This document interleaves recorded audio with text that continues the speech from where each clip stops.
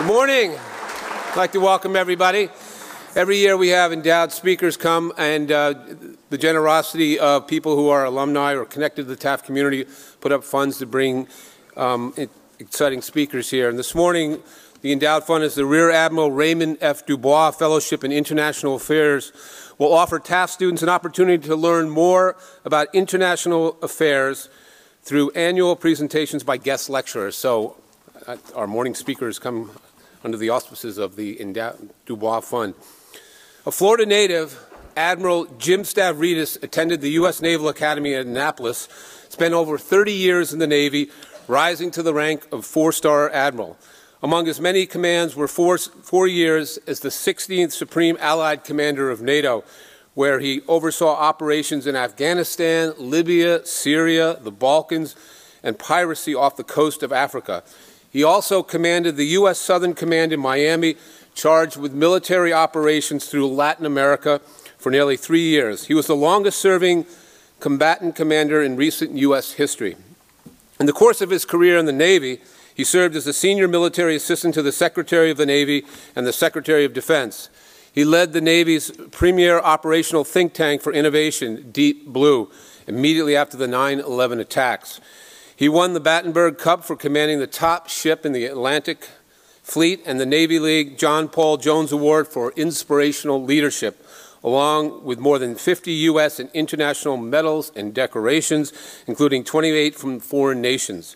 He also commanded a destroyer squadron and a carrier strike group, both in combat. He earned his Ph.D. from the Fletcher School at Tufts, winning the Gullion Prize as outstanding student in his class, as well as academic honors from the National and Naval War Colleges as a distinguished student. He speaks French and Spanish. Jim has published 5 books on leadership, Latin America, ship handling, and innovation, as well as over 100 articles in leading journals. An active user of social networks, he has thousands of followers on Twitter and friends on Facebook. I have no idea how to use Twitter. Yeah, I'm trying to distance myself, so I'd rather walk in the woods with my dog. His TED Talk on the 21st Century Security in 2012 has had over 300,000 views. He tweeted the end of the combat operations in the Libya NATO intervention. Admiral Stavridis is also chair of the board of the U.S. Naval Institute, the professional association of the Navy's sea services, Navy, Marine Corps, Coast Guard, and the Merchant Marine. Jim is the 12th Dean of the Fletcher School of Government, a post he assumed in the summer of 2013. He is happily married to Laura, and they have 2 wonderful daughters. One works for Google, the other is an ensign in the Navy. Let us warmly welcome Admiral Jim Stavridis. Thank you. Thank you. Good morning. Thanks a lot. Thank you. That's very kind. Thank you. I understand you guys have about 2.5 hours this morning. Everybody comfortable? Now, I'll go through this in about 30 minutes. And thank you for asking me to come and say a few words. I thought I'd talk a little bit about what's happening in the world in terms of security and maybe tie it back to service, which is something I hope to encourage you all to think about. And it's a perfect place to give a talk because, of course, that's the motto of the school, is to serve. And I appreciate that. I think Tiffany is up there. So Tiffany, can I have the first picture? Oh, boy, that's not the right one. Can we go to the start of the presentation? You'll see a picture of a group of students standing in front of a classroom. Can you find that picture? I can come up there and help you find it. Whoa, that's bad.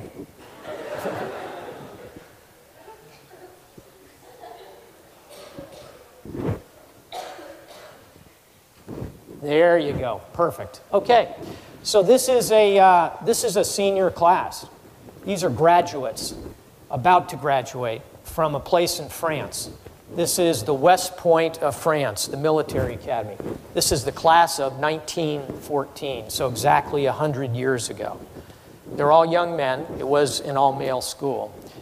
And they know war is coming, and they pledge they'll go into battle wearing their white gloves. They're French. They're full of élan. They're ready to go. The tragedy is that by 1918, everybody in this photograph is dead. Everybody. Not most of them, not some of them were grievously wounded. Everybody is killed.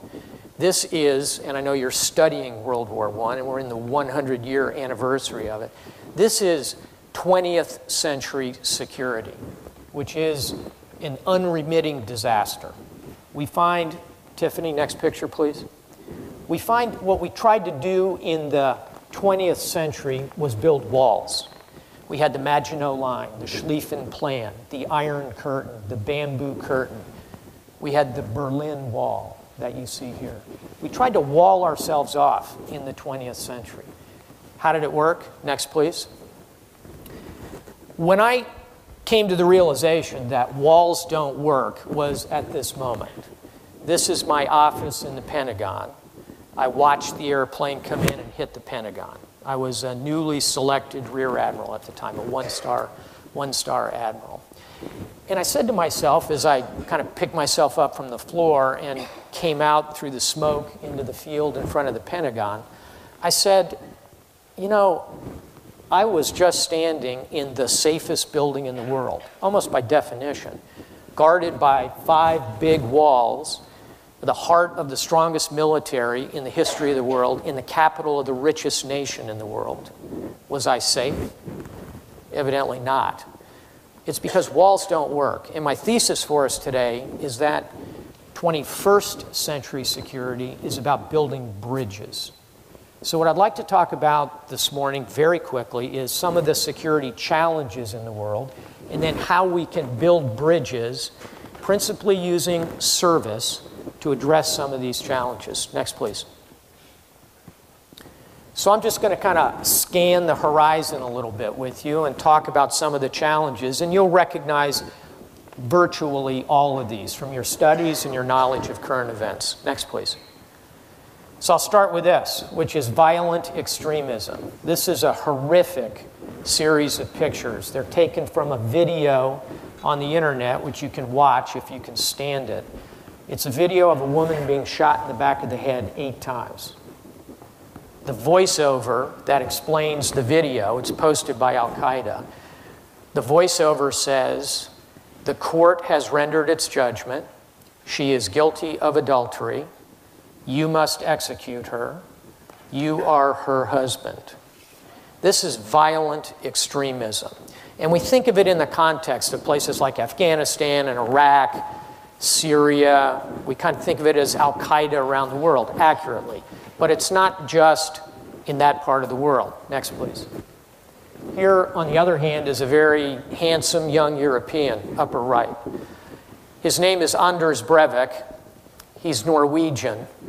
3 years ago, he blew up the government building in Oslo. You see the picture of the explosion here. Killed 8 people. Far worse, he then took high-powered rifles to a small island off the coast of Oslo, and he killed execution-style 77 young people, your age demographic, 77. And that would be a terrible day for any country, obviously. But to lose 80 people from Norway, which has a population of only 5 million, would be a day in the United States in which about 5,000 young people were killed. It's a horrific act of violent extremism. You see Anders Breivik on the left side of the screen. In court, he's apologizing. He's apologizing to the forces of right-wing nationalism in Europe for not having killed more people on that day. So this is violent extremism, and walls are not going to stop it. Next, please. We ought to worry a bit about nations that live outside the norms of international law, like Iran, which today is pursuing a weapon of mass destruction. This is a Sahel-2 missile with a range of 1,500 miles. Over time, I am hopeful that we can build a bridge to Iran, and we're in negotiations with them now. But it remains a nation that presents challenge. So it's not just individuals and violent extremists, but it's also nations that live somewhat outside of international norms. Next, please. In that context, I worry a lot about North Korea, which I think is a much more dangerous nation than Iran or a number of others that would be on the candidate list. Next, please. North Korea has a powerful military, a young leader who is only 30 years old. He's very untested. He's turning out to be a terrible dictator and tyrant, and he's already got nuclear weapons. So deeply concerning. So to our list of things we ought to be concerned about in international security, we should put North Korea on that list as well. Next, please. We should worry about what's happening in the Arab world. Now, this is a moment of real joy in the Arab world. This is the liberation of Tripoli from 2.5 years ago. Unfortunately, as we all know, events in the Arab Spring have now become a bit of an Arab winter as things continue to go badly in any number of countries. Next. Most notably, Syria, which is a humanitarian disaster of near epic proportion. 150,000 people killed. This is on a population of only 21 million. 7 million people in Syria have been pushed out of their homes or today are living in refugee camps outside of the country. It would be as though in the United States, over 100 million people had been pushed out of their homes or pushed across the borders into Mexico or Canada. So this is an outgrowth of the Arab Spring and indicative of real challenge in that part of the world. And it's not just Syria. So next, please. Look at these flags around the Eastern Mediterranean. It's Greece and Turkey, two nations that don't always get along, although they're at least in NATO. It's Syria itself, Lebanon, Israel, and down at the bottom here is Egypt. Point being, the region has a lot of contentious issues. And over here on this side of the graphic, you see the flags of India, Russia, United States, and China with numbers. 2, 12, 12, and 4, not soccer scores. These are the number of warships from those countries operating in the Eastern Mediterranean on a routine basis. So we look back 100 years ago to World War I. We ought to be a little concerned about this Eastern Mediterranean as a flashpoint that could draw in significant powers. Next, please. We ought to worry about Ukraine, which is really dominating the news cycle at the moment. These are the protests that overthrew the Yanukovych government. Next, please. We've all come to know this map fairly well. Crimea down here has been annexed, taken over by Russia, which is a striking return to 19th century ways of doing business, simply invading another country. At the moment, Eastern Ukraine is under great tension. So this is a very challenging situation. It's changing minute by minute. After this conversation, I'll be in a smaller group, and I'll be glad to talk about it with some students who would like to. Next, please. Here I am about a year ago in a very intense conversation with the Russian general who heads all of their armed forces. And we're trying to build a bridge in this picture. In fact, we're talking about the Arctic, about the high north, where we need to cooperate with Russia. This is General Nikolai Makarov. I always say I got along with him extremely well because of all the generals and admirals that I had to work with. He and I saw things eye to eye, which for a guy my height is a little bit challenging at times. But the point is, in all of these situations, we're far better served, rather than trying to wall ourselves off, if we try and build bridges. Next, please. Down just south in Venezuela, there's another revolution that's unfolding, which is worth watching in Latin America and the Caribbean. Next, please. Part of that world to the south is the movement of narcotics, which is very concerning. This is cocaine. In this picture is a high-tech Navy vessel, which is capturing a drug runner. The bad news is the high-tech Navy vessel is the one on top. The one on the bottom was built by a drug cartel. It's a submarine. It can operate on or below the surface. It's got 2 diesel engines, an excellent communication suite, a crew of 3, and when we caught it in this photo, it had 10 tons of cocaine in the hull. This is innovation, and I worry about not only the effect of the narcotics, but I worry about all that money that creates corruption and undermines fragile democracies in this world to the south. So we ought to add this to our list of areas and things we're concerned about. Next, please. We should worry also about opium. These are poppies in Afghanistan, where about 80% of the world's heroin comes from. Next, please. And we need to keep an eye on migrations. 200 million people move around the globe every year, about the population of Brazil. In that slipstream of people are mostly folks who are seeking a better life, finding a better economic situation, trying to move themselves into a place where their families can have a better life. But within that stream, both of narcotics and migrants can move guns, cash, humans who are being slaved, like these 200 young women who are potentially going to be sold into slavery in Nigeria, as well as at the really dark end of the spectrum, weapons of mass destruction. Next, please. We also, and I know we do, we worry about the environment. The ice cap in the Arctic region is melting. It'll uncover a great deal of hydrocarbons. That'll create tension in this world to the north. Next, please. And we ought to worry about cyber. These are flags. I think most folks these days recognize the flag of Ukraine. Along the bottom are Estonia, Latvia, Lithuania, and the Republic of Georgia. What they have in common is that all 5 of them have undergone a cyber attack by probably Russia. It's difficult to attribute attack in the cyber world, of course. Next, please. There's context to all this. In addition to the challenges I've talked about, we see China rising economically and militarily. Next, please. We see India rising as well. India is a nation we don't talk enough about or think enough about, in my view. There'll be a clear 21st century power. This is the Golden Temple in Amritsar, sacred to the Sikh faith. Next, please.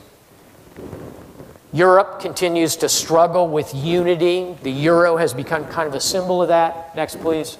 And here in the United States, we have political gridlock, which slows us down in so many ways. Next. So, right about now, you should say, wow, Admiral, that's quite a list of challenges in the security domain. What should we do about it? What do you think? What are the ideas that incorporate connection and building bridges and service? Next, please. I think we should all do a lot more of this, which is listening. This is actually a Belgian air defense system from about 100 years ago. They literally listened for the airplanes. It's actually quite innovative for its time. But as metaphor, I would argue, in international relations, in politics, in the military, in our individual lives, we should probably begin with a little more listening before we leap into action. That has led us in difficult places as a nation and often as organizations. Next, please. We should also do what's represented in this picture, which is what you're doing this morning. This is the Navy War College. It's just up the road in Newport, Rhode Island. It's a place where the Navy takes young officers, women and men, and sends them for 9 months, 4 months, 2 weeks to take a break, to build intellectual capital, to listen and to learn. Value this time you have at a place like the Taft School. It's an incredible privilege to attend an institution like this or to go to the Naval War College. And what's the other image in this photograph? It's a bridge. It's a bridge. Because the greatest bridge is knowledge. That's what connects us as humans, as nations, as civilizations, and as cultures. Next, please. Which brings me to languages. How many of you here speak a second language with reasonable degree? That's excellent. I would strongly encourage you, learn a third language, even a fourth. You're at the age now when you can absorb language powerfully. Santayana, the philosopher, said, to know another language is to know another life. And it's so true.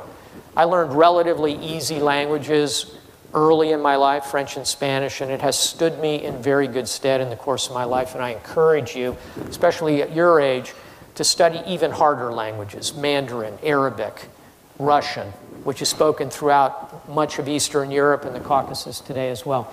This is a Canadian corporal, someone not much older than you, teaching himself Pashtun, a very difficult language, on a deployment to Afghanistan. Obviously not using high tech it's very possible to continue to learn and develop language facility. It's a kind of a bridge. Next, please.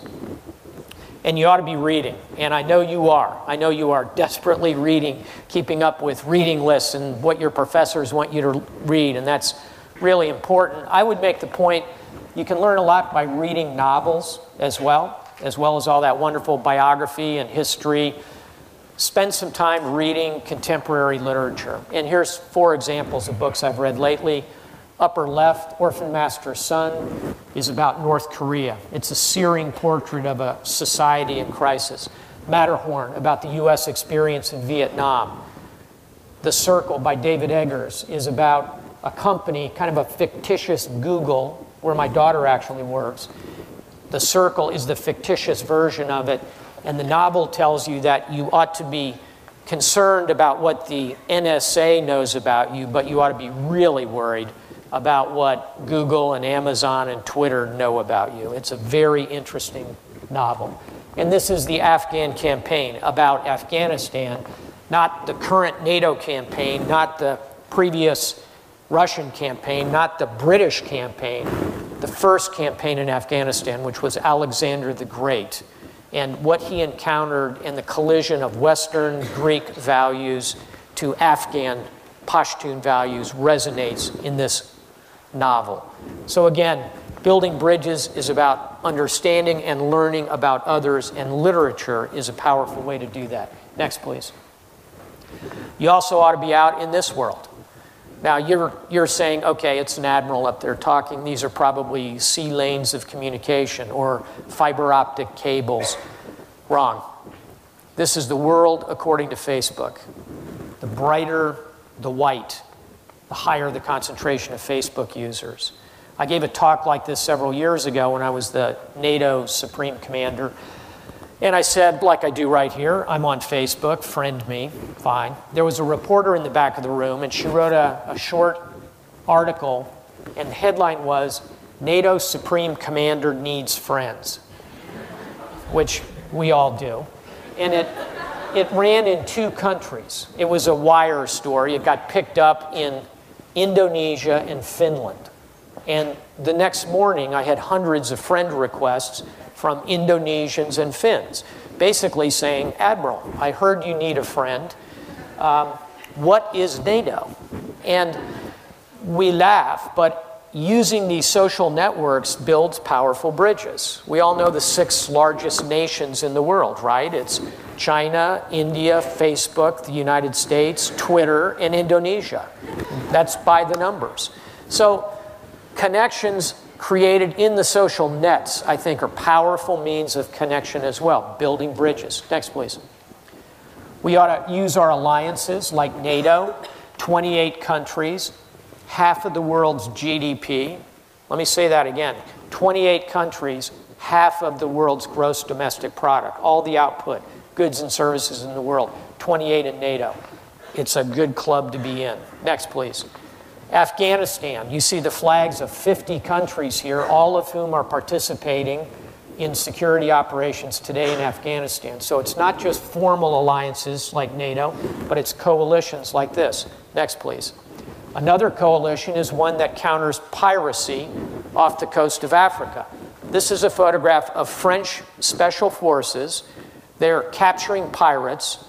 They were flown in a Danish helicopter, which operated from an Italian frigate with a Portuguese aircraft overhead on intelligence provided by Russia.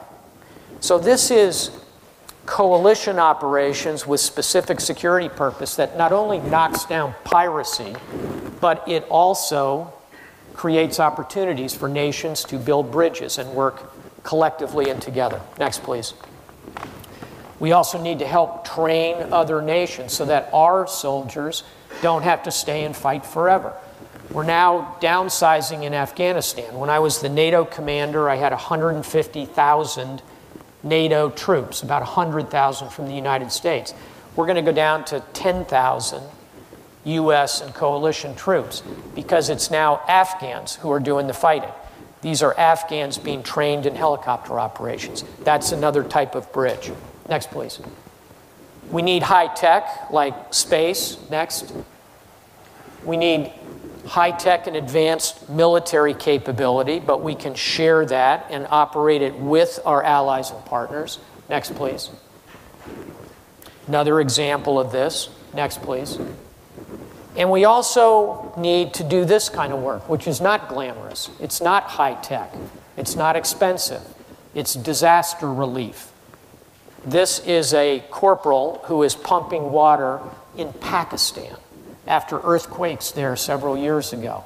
When we can send our folks, not only military, but Peace Corps and humanitarian organizations to go to a nation that has been devastated by natural disaster, that builds bridges. It changes the view of the United States in many other countries, and this was a good example of it. Next, please. Now this, you may say, is why is Ender's Game in the middle of this presentation?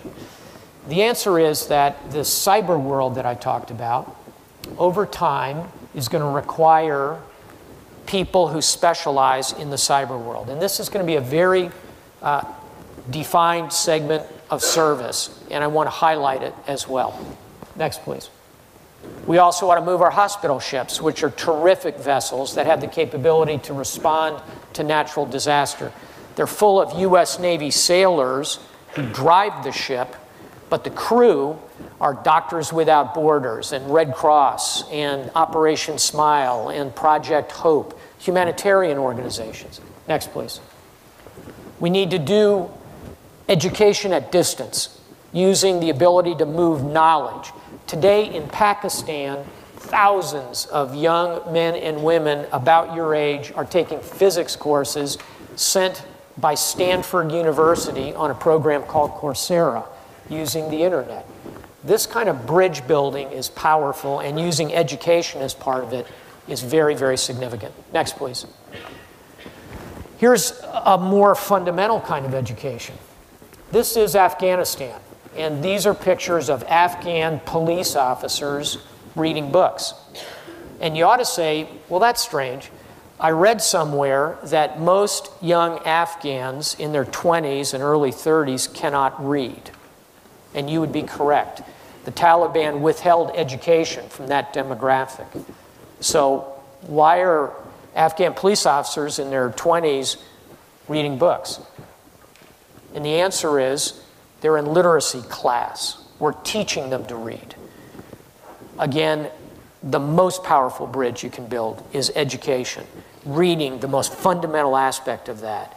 Afghanistan today is a nation with 18 million cell phones on an adult population of 16 million, 120% penetration. Reading, and we've now trained 400,000 Afghan security forces to read, is part of building bridges. Do we teach them to fight? Yeah, because they need to, because it's a tough neighborhood. But teaching them to read is a powerful way to build a bridge. Next, please. Well, you could also say, well, what is Hugh Jackman doing in a presentation? And the answer is, we ought to spend more time thinking about bio and how biology is going to change all of our lives in the next 10 to 20 years, profoundly. Life extension, human performance enhancement, synthetic changes in crops, energy produced from biomass, 3D bioprinting, tailored drugs for each of you individually based on your genome. All of this is coming, and it will be profoundly altering to our society. And the way we learn to connect and implement that will be the degree to which we succeed. Next, please. At the end of all of this, people are what matter the most, and that's what service is. It's individuals like all of you who step up to serve. Now, you can serve in the Peace Corps. You can serve in Teach for America. You can serve in the Volunteer for America. You can become an educator like your wonderful faculty who are standing behind you there. There are many, many ways to serve. This is Michael Murphy. How many of you have seen the film Lone Survivor? Anybody seen that? Wow, quite a few. Okay. This is the real Michael Murphy. This is the Navy SEAL lieutenant who won the Medal of Honor, who was killed in that mission. Today, he's a Navy destroyer. We've named a ship after him. I knew Michael. I was very proud of him. He died under my command in Afghanistan. He served. And my point for you is choose a way to serve. Doesn't have to be the military at all, but find a way to serve your society, your family, your culture in some way. And I know many of you are from other countries. I think this is something that is universally powerful. Next, please. So I'll close, because I'm Greek American, with a little vignette from Greek history about service. This is a place called Salamis. It's a bay off the coast of Athens, Greece. And this is the Battle of Salamis. And over 2,000 years ago, there was a great battle between the Persian Empire and the Greeks, led by, in this case, Athens. And it was going to be a naval battle. And you knew I'd pick a naval battle, of course. So these two fleets faced each other preparing for battle, the Persians and the Greeks. There were two big differences between those fleets. The Persian fleet was 10 times larger. They had 10 ships for every one that the Greeks had. The other big difference, which favored the Greeks, was that the Greek forces were all free men. The Persian forces were almost all slaves, conscripts. So the night before the battle, the Athenian Admiral Themistocles gathered up all of the captains of these triremes, these great ships of war that are rowed into battle. And he said to his men, and they were all men in those days, he said, "Tomorrow you must row for your city. Tomorrow you must row for your wives and your children and your parents. Tomorrow you must row for freedom." That's service. The next day, despite being outnumbered 10 to 1, the Greek fleet destroyed the Persian fleet, preserved democracy, and you can drop a plumb line from that day to the values that we enjoy today: liberty, democracy, freedom of speech, and so forth. Next, please. Terrific book about that if you want to learn more. It's a very inspirational story, and at its core is service to society, to family, to ideal. Next, please. So I'm just about done. I've talked a lot today about what you might call soft power, literacy training and hospital ships and building bridges. This is a U.S. Navy destroyer launching a Tomahawk missile. It can fly 1,500 miles, and we can decide whether to fly it through that door or that door. It's highly accurate and extremely lethal. I would not want you to walk out of here today thinking that the U.S. military is the Peace Corps with guns, because we're not. We're very capable of delivering lethal force when we have to. That's hard power. Next, please. My message for you today is it's not an on and off switch. Our military, our culture of service, it doesn't exist simply to go into combat or to park itself next to a pier or on an airfield. It is about turning the dial. It is about a rheostat between hard power and soft power. That's smart power. It's bringing all of these capabilities together, these capabilities of service to family, to society, to value, bringing them together. Next, last slide, Wikipedia. I bet everybody here uses Wikipedia a lot. I do. As a dean of a graduate school, I don't encourage its use in footnotes, and I hope you don't use it that way. But I put it up here as I close to make a very fundamental point, because what I've talked about today in building bridges is about collaboration. It's about sharing knowledge and ideas and culture and service. And you all know that Wikipedia, this amazing body of online knowledge, is not created by 12 really smart people in a room writing all those articles, right? Every day, tens of thousands of people input into Wikipedia, and every day, millions of people draw knowledge from it. It's a perfect example of the fact that no one of us is as smart as all of us thinking together. No one person, no one school, no one university, no one alliance, no one nation, no one of us is as smart as all of us thinking together. The vision statement of Wikipedia, to close, is a world in which every human being can freely share in the sum of all knowledge. A world in which every human being can freely share in the sum of all knowledge. My thesis for us today is that through lives of service and building bridges and collaborating together, we can create the sum of all security in this 21st century. Next, please. Thank you very much. It's a pleasure being with you. Thank you. Thank you very much. Thank you. Thank you very much. Thank you. Thanks a lot. Thank you. Thank you very much.